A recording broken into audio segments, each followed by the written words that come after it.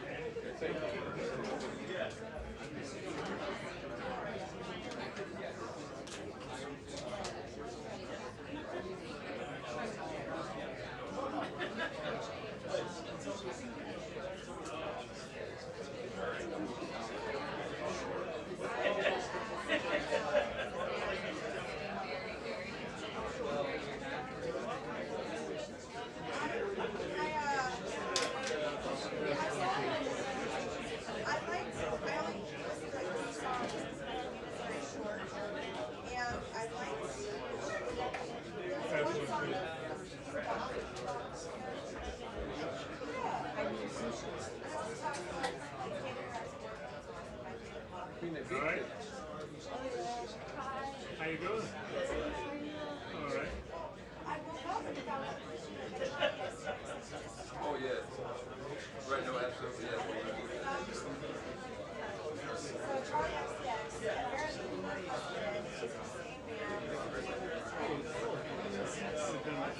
Is that right? I've done that for you. I didn't know you pulled in the chair.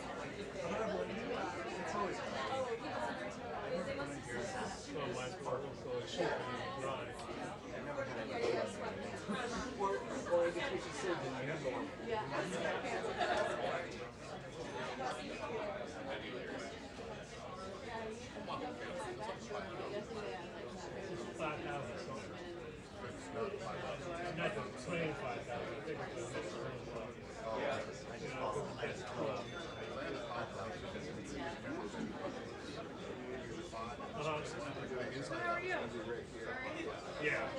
How are you? Thank you. I didn't really know how it was going.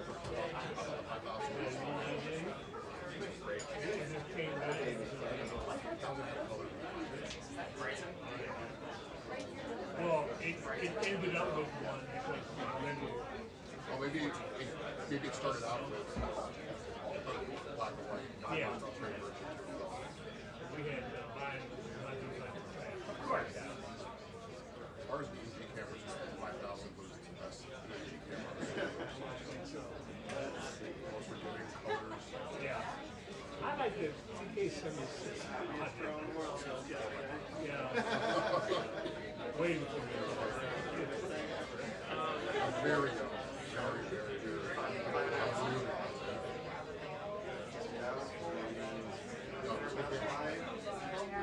I did like anything that you're so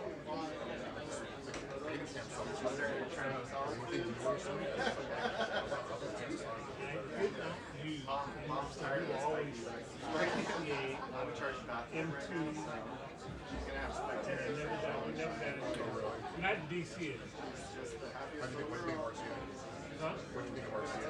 I love it. Great program. I don't hear about that. It is not, it wasn't ergonomically, yeah, it was flat bottom. Then they came out late, which is better, but by that time they had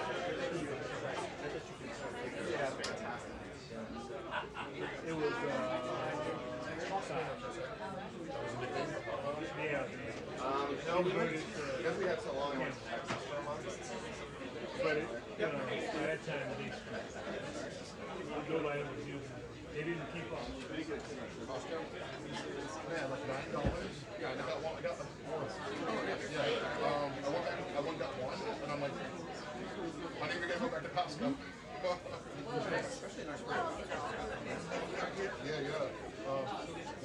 Yeah, that's $9.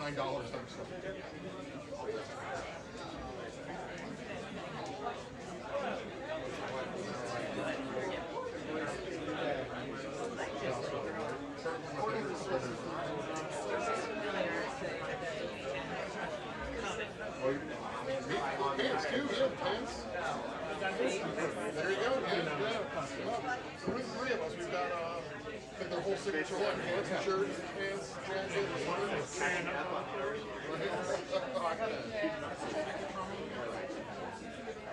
In the mornings, I swear That's only like $15. Yeah. I think if you know you're going to destroy them, Yeah. they're going to get destroyed. So you destroy it.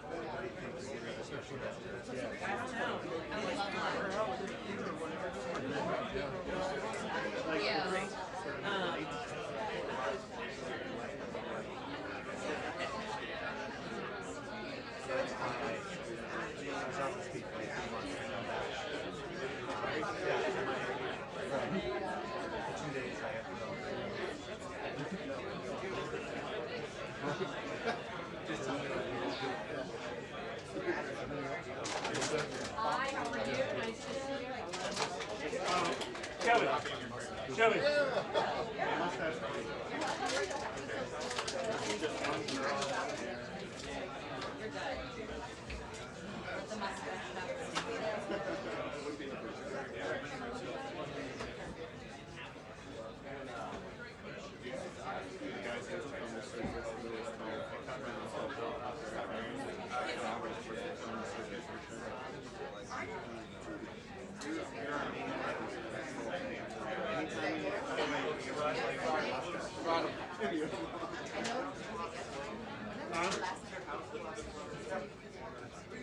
You know what? Yeah, 3 minutes left.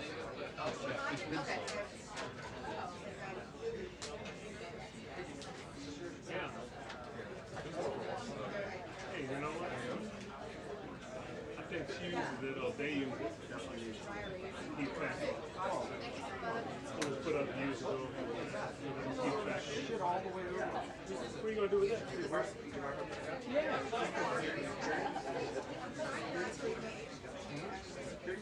I'm just messing with it.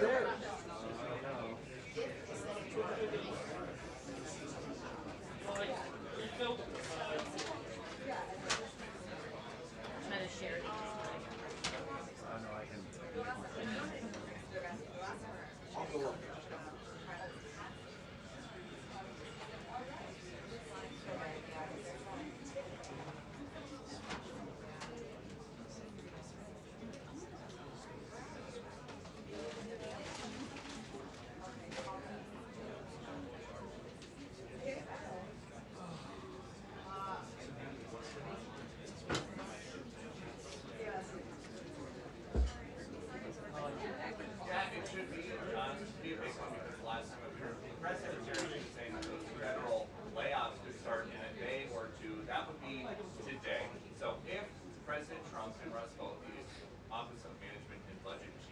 able to figure out yesterday which they say Democrat programs and agencies they want to cut either temporarily or permanently, then we should find out today what exactly the decision was.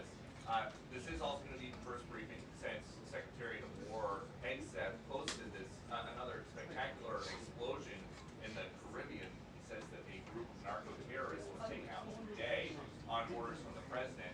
Yesterday, of course, they sent a memo here at the White House to lawmakers in Congress declaring war on those cartels. The question the lawmakers have is what, basically why those cartel members are just getting blown out of the ocean without due process. So there's a lot for them to address, and we think this is going to start here anyway.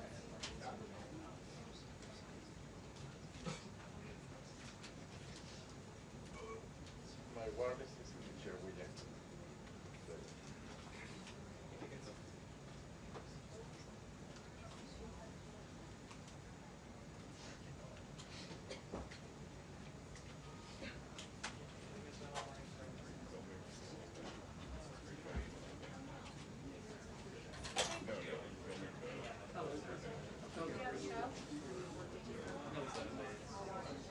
Sundays, 11.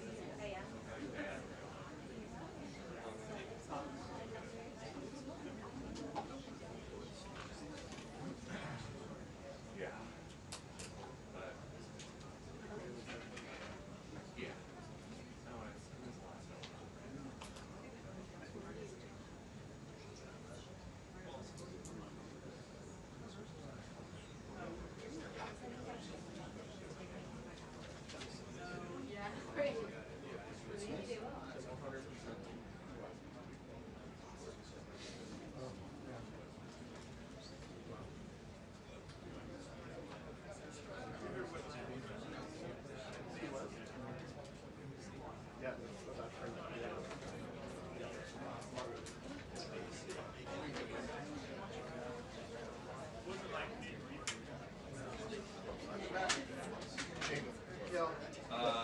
You guys can move that stove to your way, because I'm not going to keep it. It's good right now.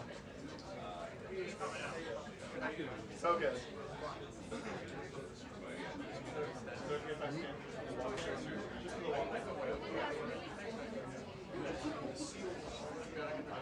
I won't box you up when it's ready.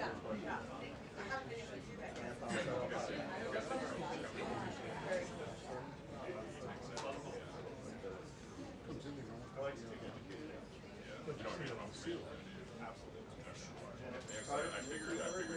No, I know.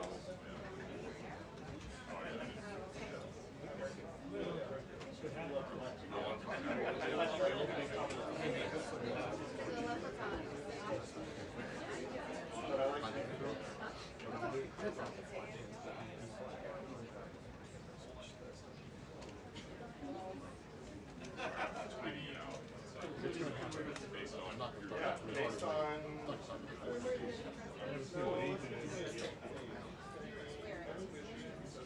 Anybody outside? that's Somebody that way. The door. Somebody at the door, somebody here. you'll know when the flash goes.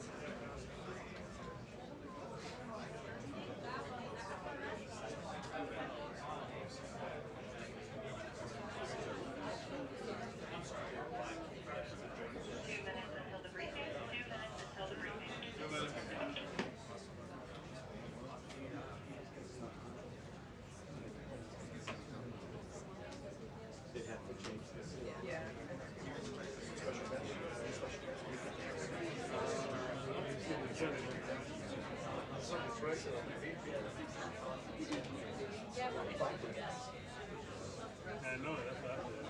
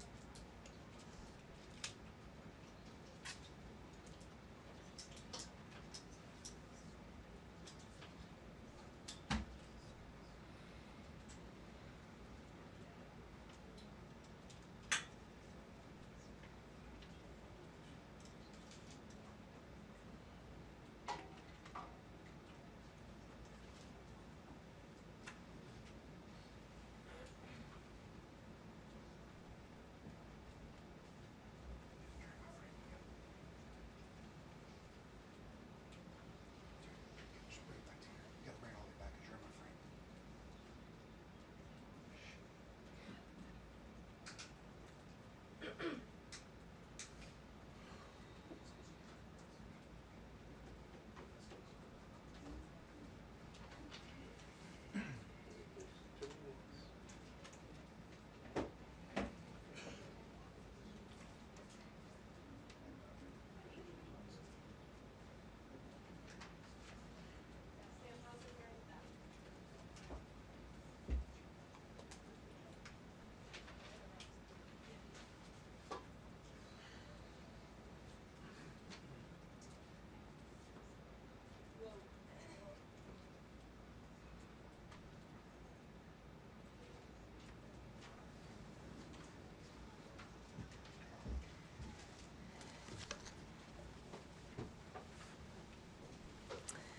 Good afternoon, everyone.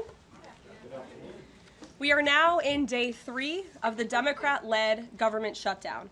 The Democrats continue to recklessly hold the American people hostage over their demands to give illegal aliens free health care. Republicans are fully unified behind passing nonpartisan clean funding bill, the exact same bill that Democrats approved back in March to reopen the federal government. But those same Senate Democrats are now voting against this clean funding bill and keeping the people's government closed. I understand Democrats will have an opportunity very shortly here to change course, and we hope that they will. There are significant personal impacts on millions of Americans as a result of this current government shutdown. The 1.3 million men and women of America's Army, Navy, Air Force, Marine Corps, Coast Guard, and Space Force who serve honorably and put their lives on the line to defend us all are not being paid. Military families are already seeking out food assistance because of financial anxiety caused by this Democrat shutdown. According to new reporting from the Military Times, staff members at the Armed Services YMCA food pantry distribution location near Fort Hood in Texas found a line of military families stretched around the side of the building yesterday at 5 in the morning. According to the staff who work there, that is, quote, not happened ever. They've already had a 34% increase this week over past weeks. President Trump and Republicans fundamentally believe we have a sacred responsibility to protect and provide for our military families with the resources they need to thrive. If Democrats believe in this very simple premise too, they should end this shutdown immediately. Unfortunately, the severe impacts of the Democrat shutdown extend beyond our troops. Nearly 7 million mothers, infants, and low-income families who rely on government-run food assistance will be in jeopardy if the WIC program runs out of money in the weeks ahead. The more than 13,000 air traffic controllers who ensure that Americans fly safely in airports across the country are currently working without pay. The National Flood Insurance Program is in danger of lapsing, which could leave families without necessary help if a disaster strikes, and we are in the middle of hurricane season. Critical services offered at Social Security field offices are reduced for senior citizens and disabled Americans. Helpful transition assistance programs are not being provided for veterans who fought to defend our country and are now trying to re-enter civilian life. The economic consequences of this shutdown are piling up every day. Policymakers, markets, and even the Federal Reserve are flying blind at a key juncture because BLS and BEA data are on hold until the government reopens. Democrats shutting down the federal government to give health care to illegal aliens could lead to lower growth and higher unemployment rates for Americans. According to a new memo from the Council of Economic Advisors, the U.S. economy could lose $15 billion of growth domestic product each week. Every single week, the Democrat shutdown extends, with a month-long shutdown leading to an additional 43,000 unemployed people. Small businesses are likely to encounter delays in receiving federal loans. Mortgage applications will likely shrink. And just this morning, Business Roundtable, an association of more than 200 CEOs of Americans' leading companies representing every sector of the U.S. economy, put out a statement urging Congress to pass the clean CR that will once again come before them in the Senate floor in just a few moments. Quote, "A fully functioning government is essential for American businesses, workers, and consumers, while policymakers continue working on a full-year funding package and other pressing issues." Again, that is a quote from the Business Roundtable. What's clear is that the Democrats' actions account to an intentional sabotage of our country and our people by shutting down our government. This madness must end. President Trump and Republicans are calling on Democrats to reopen the government immediately on behalf of the American public. All we need are 5 Democrat senators to do the right thing and to stop this shutdown. Call your Democrat senator and tell them to vote yes to reopen the government. On another matter, despite the Democrat shutdown, President Trump's efforts to make America safe again continue. President Trump believes that American cities should be the safest places on earth, and he is committed to making this a reality. We've already seen that President Trump successfully made D.C. safe again in only a few weeks. That same crime crackdown will continue to happen in cities across the country and is happening in Portland, Oregon. President Trump will end the radical left's reign of terror in Portland once and for all.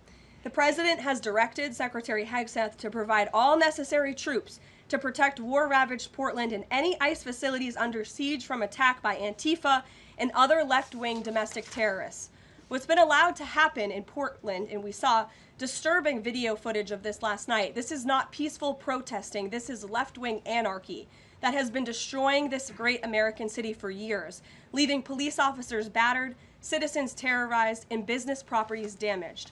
Since early June alone, Antifa terrorists have laid siege to the ICE field office in South Portland.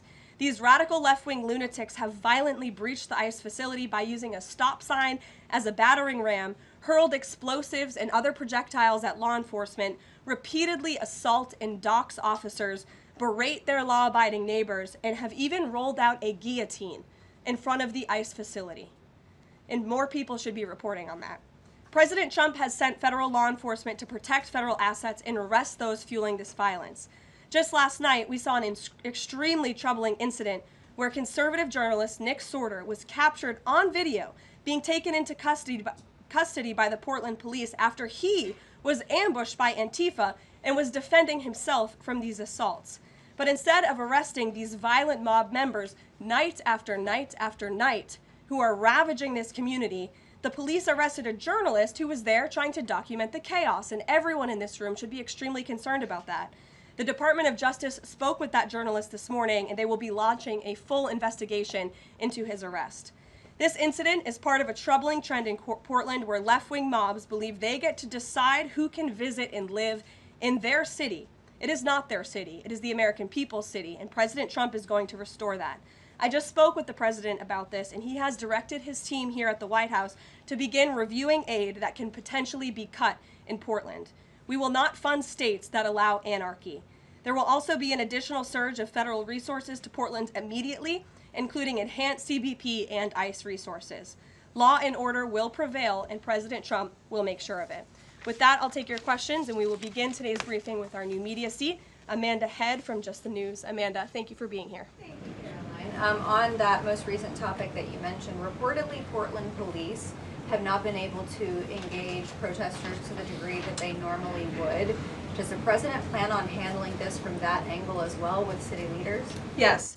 From our understanding, in the law enforcement that we have here in the Homeland Security Task Force, I spoke with them this morning, and what they're seeing is that unfortunately, local police has been restricted from responding or cooperating at all with federal authorities, which is completely absurd. We have surged federal law enforcement personnel to this city to restore law and order and to work alongside local law enforcement. And we've seen the benefits of this in Washington, D.C. And all of you live here, so you can agree Washington, D.C. is and feels much safer because of the cooperation between federal and local law enforcement. They can and must be working together, and we think it's despicable that these local elected officials who swear an oath to protect their people are preventing law enforcement from doing their jobs on the ground. So that's why the president has directed his team here at the White House, and they are already on it to look into how we can cut funds. And the president wants to work with anyone. If the mayor of Portland were to call him right now and say, "Mr. President, please help us," I am sure the president would be willing to do that. He is genuinely serious about wanting to restore order in America's cities. But it's become apparent that the local and elected officials in Oregon do not feel the same, and that's very unfortunate for the people who live there. And then one more question on the government shutdown. Should there be some type of scheduled layoffs to maybe entice Democrats to come to the table, like every hour another agency, another 100 pink slips? I'm sure Russ Vought has a list of folks ready to go.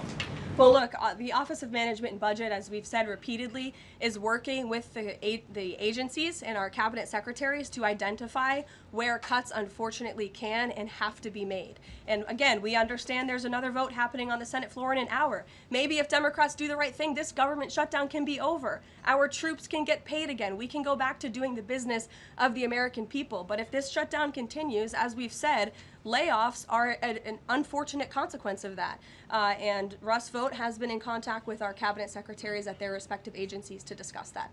Thank you, Amanda. Kelly.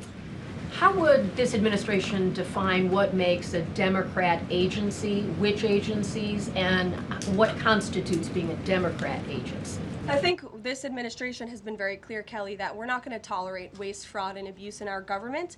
And we've also been very clear to point out when agencies or when programs do not align with this administration's values of putting our country first. You've seen that with USAID and in various other cases where there's been cuts made or funding has been slashed. And so, again, unfortunately, we're having to do a massive review of the bureaucracy to be good stewards of the American taxpayer dollar. And it's the Democrats who have forced the White House and the president into this position by voting to shut the government down. You've talked about thousands likely layoffs coming. Do you have an update on the timeline for that? How quickly? And if the government is restored to funding and back in operation, will that list of potential layoffs still be on the table? Look, as I just stated, the Office of Management and Budget is in constant communication and contact right now with our cabinet secretaries and agencies across the board to identify, unfortunately, where layoffs have to be made and where cuts have to happen. But again, the Democrats have an opportunity to prevent this if they vote to reopen the government. That is all this administration and the president is asking for. Vote for a clean, continuing resolution to keep the government open. Peter. Thank you, Caroline. During the campaign... Thank you, Peter. I was raised to say thank you in the White House briefing room. During the campaign, President Trump said that he did not know anything about Project 2025.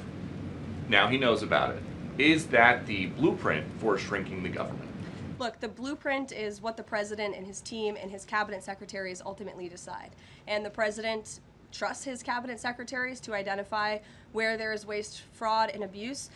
We pointed out this morning, or Russ Vought tweeted about this morning, a Chicago rail project that was canceled. We paused $2.1 billion in Chicago infrastructure projects, specifically the Red Line extension and the red and purple modernization projects. And it's because the administration is concerned that the Biden administration was handing out taxpayer dollars to pay for this construction based on DEI. DOT is reviewing the race-based contracting on unconstitutional grounds, and in the meantime, the Department of Transportation funds for these projects are on hold. So I guess this answers both of your questions. This would be an example of that. And just because there's so much shutdown talk, something different. What do you guys think about the NFL's decision to name Bad Bunny as the Super Bowl halftime performer, somebody who has not scheduled shows in the U.S. because he says that he's worried that ICE is going to come and arrest his fans?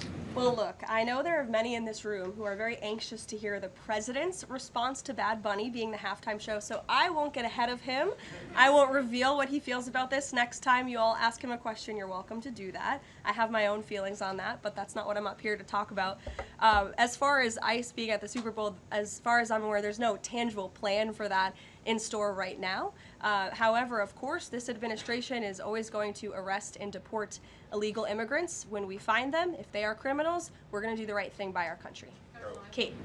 Did the president and Russ Vogt decide yesterday in their meeting which cuts they wanted to make to agencies and which ones would be permanent? Again, I've kind of answered this question a few different times now. It's been asked in a few different ways. Their discussions continue between the Office of Management and Budget and cabinet agencies across the board, and they are actively identifying where these cuts and these layoffs have to be made as this government shutdown hopefully does not continue. And on Hamas, the president said that if Hamas rejects the proposal that Netanyahu would have his full backing to finish the job. A UN report found that Israel was committing genocide in Gaza. Does the president have concerns about the civilians being killed, the worsening humanitarian crisis, and are there limits to what the White House would support when it comes to Israel's actions in Gaza? Look, the president has deep concerns about all of the atrocities that have taken place in the Middle East over the past few years. It's deeply unfortunate that he inherited this mess from the Biden administration. If you all recall, under President Trump in his first term, the Middle East was on a pathway for peace and prosperity. There was the historic signing of the Abraham Accords. Israel was on a path to normalization between Arab and Gulf nations, and we hope that can continue. But right now, the president has made it very clear to Hamas that this is an acceptable and detailed proposal that they must accept, or the consequences are going to be very grave for them. And he has given them a deadline of Sunday evening at 6 p.m. When I was out here on Wednesday, I told all of you, I'll leave it to the president to make that red line, and he now has. I think the entire world should hear the president of the United States loud and clear. And Hamas has an opportunity to accept this plan and to move forward in a peaceful and prosperous manner in the region. And if they don't, the consequences, unfortunately, are going to be very tragic. Michael. Thank you, Caroline. Has the president declared war on international drug cartels? And if so, or if he will, does he feel he needs congressional approval? As the White House has said many times, the president has directed these actions, these strikes against Venezuelan drug cartels and these boats, consistent with his responsibility to protect the United States interests abroad and in furtherance of the U.S. national security and foreign policy interests. This is pursuant to his constitutional authority as commander-in-chief and the chief executive to conduct foreign relations. In each of these cases, Michael, the vessels have been assessed by the U.S. intelligence community to be affiliated with designated terrorist organizations engaged at the time in trafficking illicit drugs to our country. The president has been very clear, dating back to the campaign trail, that he is always going to do what's in the best interest of the American homeland. And he also promised the American people he was going to end the drug epidemic that has taken far too many American lives. And you're seeing those actions play out almost every single day here. Last question on the shutdown, Caroline. Hakeem Jeffries has said that President Trump is in the Presidential Witness Protection Program since the shutdown has begun. What's the White House's reaction to that? That's just more ridiculous fodder from Hakeem Jeffries. As you all know, because you're here every day, the president is literally working around the clock right now. I think he has a swearing-in ceremony, or he already did. He has several meetings on the books today. He literally works 24/7. Anyone who works in this place or covers this place, as you all do, knows that to be true. And Hakeem Jeffries and the Senate Democrats should get back to work in a few minutes and vote to reopen the government. Emily. Thank you, Caroline. You spoke earlier about the energy and infrastructure projects that Director Vogt paused. Will the White House agree to restore that funding as part of a deal to end the shutdown? Well, I won't make any agreements here.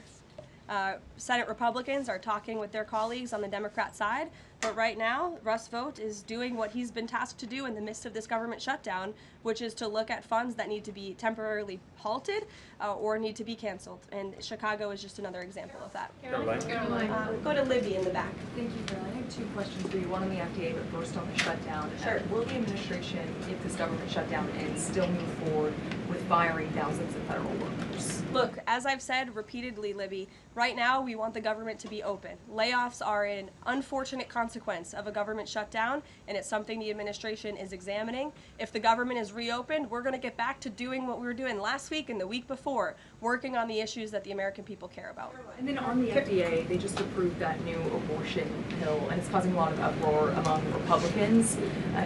What is the president's response to that, and does the administration plan to have that hold that FDA approval? Well, the Secretary of Health and Human Services, Bobby Kennedy, has put out several statements on this. The HHS's decision, it's not an endorsement of this drug by any means. They are just simply following the law.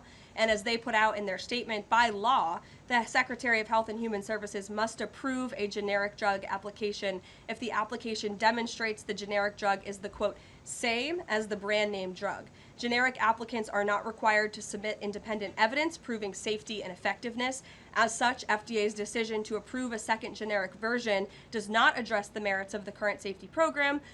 HHS is reviewing adverse effects to ensure the FDA's required safety program for the drug is sufficient to protect women. This safety review equally applies to generic versions of this drug. So FDA and HHS are following the law. It's, again, not an endorsement of the drug itself.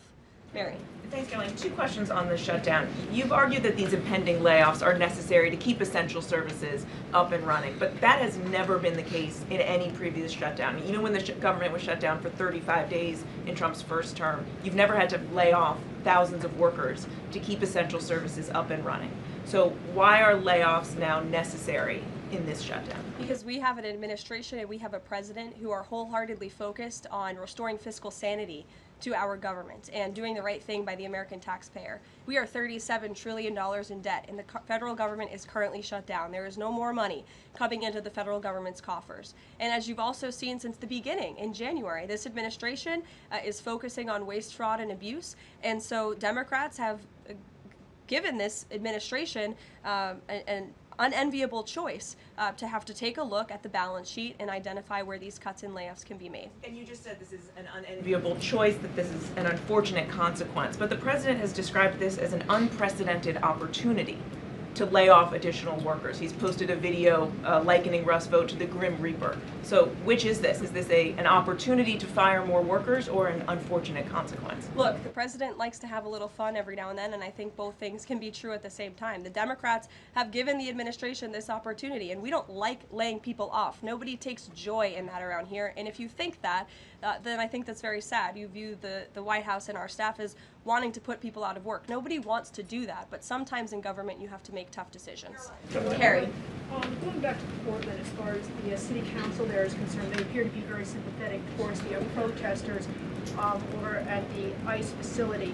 Is the White House considering invoking the Insurrection Act over in Portland? Is that something they are considering also? As far as the Portland City Council is concerned, are they looking at the members there who are appear to be helping out the protesters as far as suggesting to get burner phones, et cetera, et cetera? That's not something I've heard that's under consideration or discussion at this time. Caroline. Is everybody yelling in the back? Go ahead. Me. Sure. Thank you. Bianca Gracia here, and I have a question. This week, the Democrats have chosen illegals over hard-working Hispanic Americans during Hispanic Heritage Month, causing the White House to cancel the celebration with the president. Is the president open to letting the Hispanics, who overwhelmingly voted for him, have their own siesta fiesta in the White House lawn opposed to the fancy, we don't need fancy schmancy, right? You can give us the backyard and we'll fill it all in and have in our own fiesta. Is the president open to that? I had no idea she was going to ask that question. I just want to preface that. I've never met you. I just want to say that, but welcome to the briefing room. I love your energy. I can't personally unilaterally promised the South Lawn grounds. We have some construction going on out there, but I know that everyone here views it as very unfortunate we had to cancel or hopefully just reschedule the Hispanic American Heritage Month event, and it's because we are working around the clock during this government shutdown. When the Democrats vote to reopen the government, that event will be back in the planning stages. You're welcome. Brian, go ahead. Very much. Welcome to the briefing room, by the way. I was with the Secretary of War and the Attorney General in Memphis just the other day as we were going to a command center. And I noticed a billboard along the highway that said, "Memphis welcomes the National Guard." Now, what is your message today to Democrat mayors watching us right now that suffer from TDS and they cannot get Trump out of the way to saving their city, Portland being one of them? They should do the right thing by their citizens, Brian. They should call the president, they should call the White House and say, we want to work with you. And in Memphis, we are seeing some cooperation. As you saw from that billboard, the people of Memphis are loving this, and they are very grateful for the federal government's efforts. And federal law enforcement is there. We're working alongside local law enforcement. We'd like to see it ramped up a little bit because we want to make progress, and we want to arrest as many bad criminals as we can. Since Monday, I do have some updated statistics from the Homeland Security Council this morning. Since Monday, 153 arrests have been made in Memphis, including 5 gang members. 48 illegal guns have been seized, and 5 missing children have already been recovered. Last night, 60 arrests were made and 21 illegal firearms were seized. Arrests from last night include a suspect wanted for rape of a child under 13, first-degree murder, breaking and entering, aggravated assault, illegal drug possession, and many more. So we continue to see good results coming in through Memphis, and the president is very excited about making Memphis safe again. In the blue. Thank you. At the top of the briefing, you made a statement about that the Democrats are interested in giving health care to illegal immigrants. Yes, they are. U.S. law already prohibits that. It's a 1996 law saying that they cannot give unauthorized immigrants any federally subsidized health care coverage through Medicaid, the Affordable Care Act, or the Children's Health Insurance Program. There seems to be a disconnect in the messaging. Are you denying that Medicaid money has never gone to illegal aliens in the United States of America? I'm asking you if you can explain the disconnect in the messaging. I most certainly can. The Democrats' proposal, their continuing resolution, let me just reiterate, the Republicans' continuing resolution was a clean continuing resolution. There was no partisan politics injected into it. There were no conservative wish lists injected to it. What the Republicans want, and still want to this very second, is a clean continuing resolution to fund the United States government. What did the Democrats want in their continuing resolution? They inserted a provision to undo a provision in the Working Families Tax Cut, the One Big Beautiful Bill, that ended taxpayer-funded health care illegal benefits for illegal aliens. Democrats' proposal would require Medicaid to pay more for emergency care provided to illegal aliens than Medicaid does for American patients who are disabled, elderly, or children.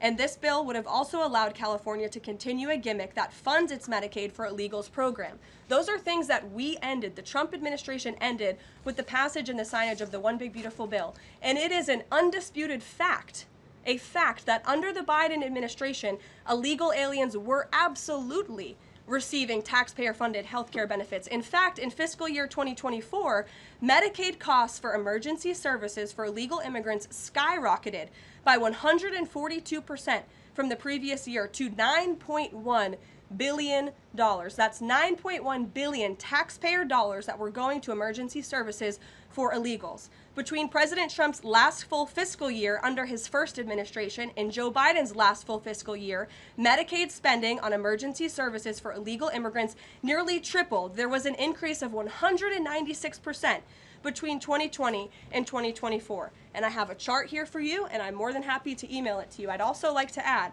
because some were asking dishonest questions yesterday about emergency rooms. In Southern California, according to healthcare professionals in 2023, under the Biden administration, Southern California's, quote, entire healthcare system was being bombarded with illegal immigrants and forcing American patients to endure longer wait times. In Denver, Colorado, the CEO of Denver Health stated that 8,000 illegal immigrants made 20,000 visits to the city's health system in 2023.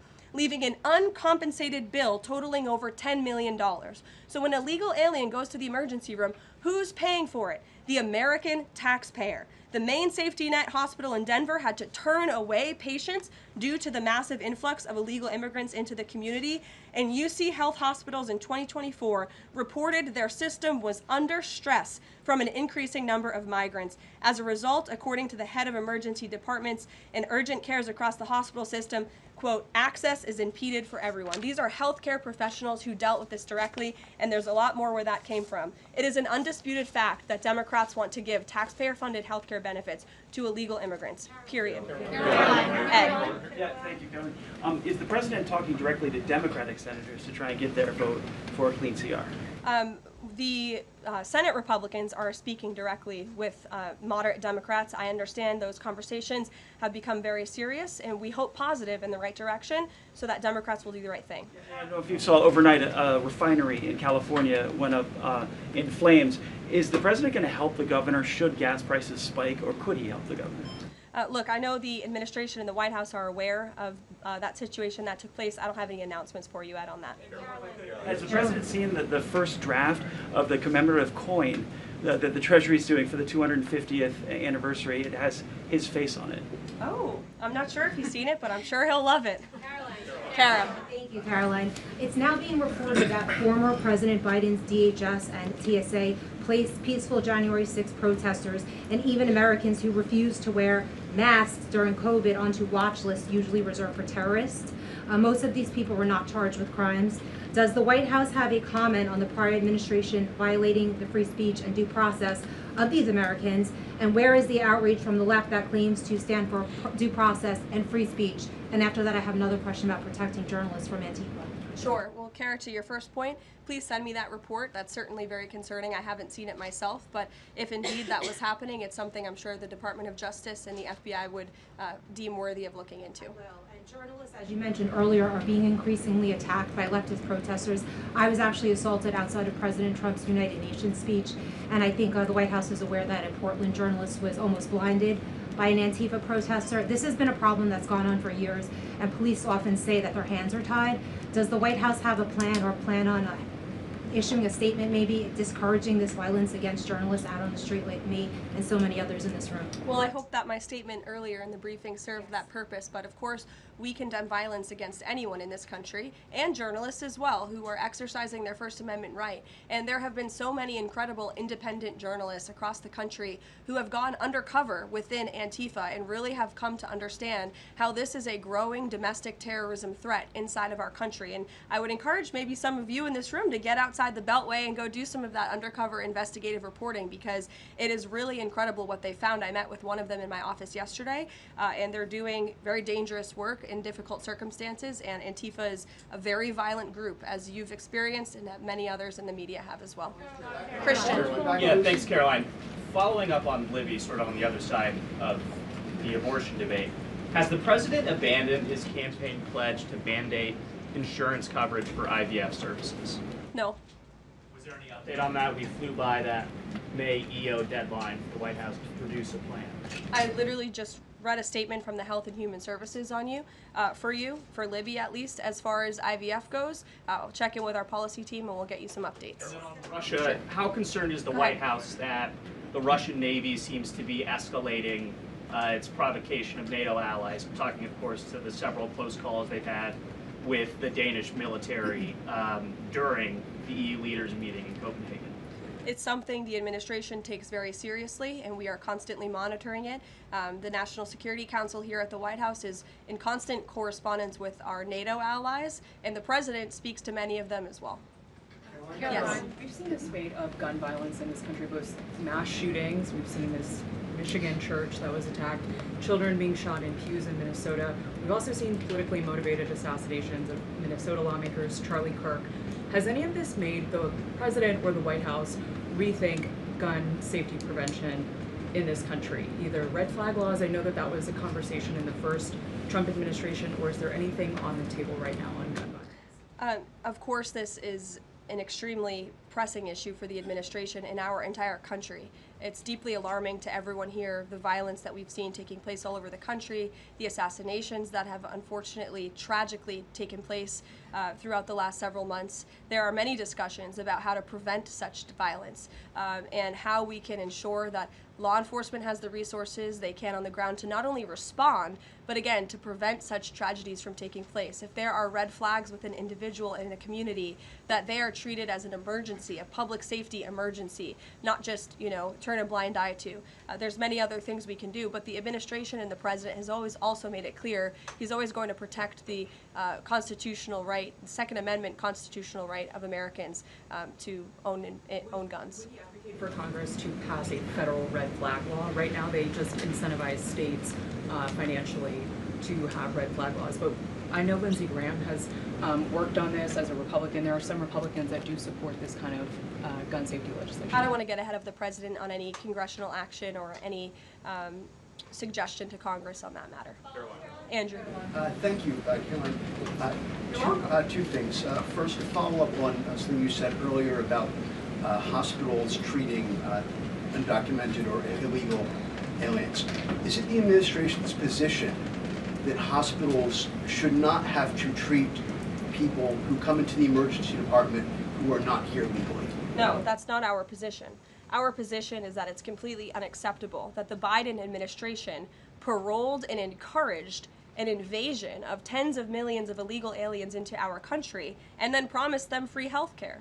And the Democrats are on the record repeatedly stating that they believe illegal aliens should have health care benefits, free health care benefits in the United States of America. So that is a recipe for a disaster. Of course you're going to encourage a mass illegal invasion of our country, which is exactly what happened. And we've seen the unfortunate consequence of that, where American patients are being put last, where American patients are having to wait in wait rooms, where grandmothers and grandfathers are waiting hours and hours for care because they're being put behind the line to illegal aliens. And we don't agree with that. We don't support that. That's why the administration is desperately trying to fix it and deport the tens of millions of illegal aliens that the Democrats and the Biden administration allowed into our country. And we'd love to continue doing that work so long as the federal government is reopened. And there are many federal law enforcement agents and officers right now who are working without pay. That's unacceptable. The Democrats need to reopen the United States government, and we hope that they will do the right thing on the Senate floor in just a few moments. Thank you, everyone.